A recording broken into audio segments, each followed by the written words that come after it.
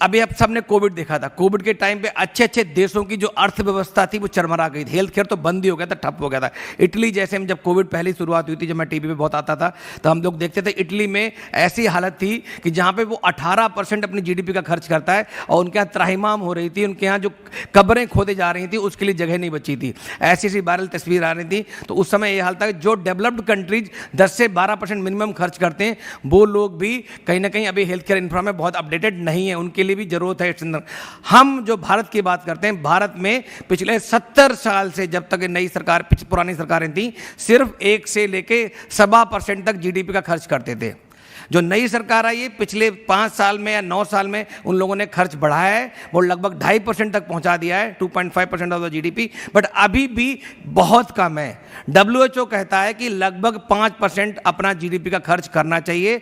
BRICS country में सिर्फ India है जिसका 2.5% है, बाकी जितनी कंट्रीज हैं सब 5% से ऊपर कर रही हैं।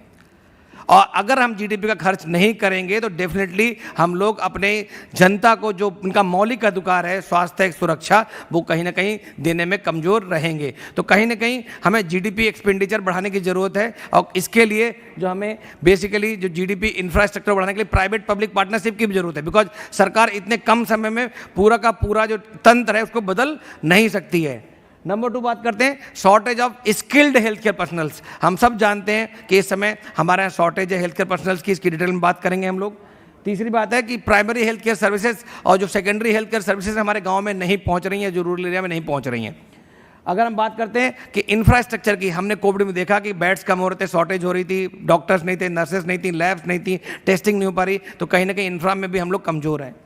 लैक ऑफ अफोर्डेबिलिटी, 60% जनता, आप सोचेंगे, ध्यान से सुनिए, 60% जनता जो है आउट ऑफ पॉकेट एक्सपेंस करती, मतलब अपना घर से पैसे दे के इलाज करवाती है। और बहुत बार इन लोगों को अपने इलाज के लिए घर बेचना पड़ता है, जेवर गिरवी रखने पड़ते हैं, वो लोन लेना पड़ता है रिलेटिव्स और फ्रेंड से बहुत महंगी ब्याज दरों पे, और घर और फैमिली कॉलेप्स हो जाती हैं एक व्यक्ति का इलाज कराने में।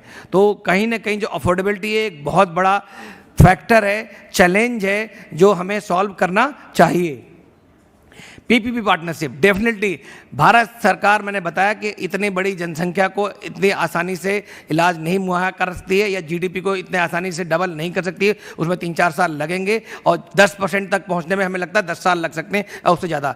तब तक हमें प्राइवेट हेल्थ केयर का साथ लेना पड़ेगा।